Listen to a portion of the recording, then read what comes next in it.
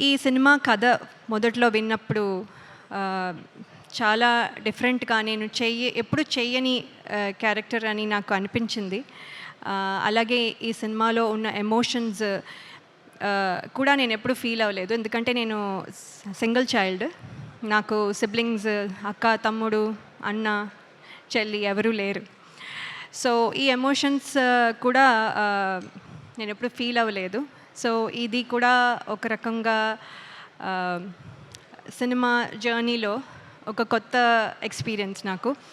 So ఇవన్నీ చూసిన తర్వాత డైరెక్టర్ శ్రీరామ్ వేణు గారు చాలా ప్రిపరేషన్తో, అంటే ఫోటో సెషన్ దగ్గర నుంచి తర్వాత వెయిట్ గెయిన్, తర్వాత లుక్ టెస్ట్, ఇలా ఎవ్రీ స్టేజ్లో నాకు ఒక టెస్ట్ లాగా నేను ఒక టెస్ట్ పాస్ అవుతున్నాను. ఒక్కొక్క టెస్ట్, ఒక్కొక్క మెట్టు ఎక్కి ఐ థింక్ ఇవాళ ఇక్కడ వరకు వచ్చాను. సో నాకు చాలా హ్యాపీగా అనిపిస్తుంది ఈ సినిమాలో ఇంత జర్నీ చేసినందుకు. 6 months అని చెప్పి 2 years అయింది అని చెప్తున్నారు.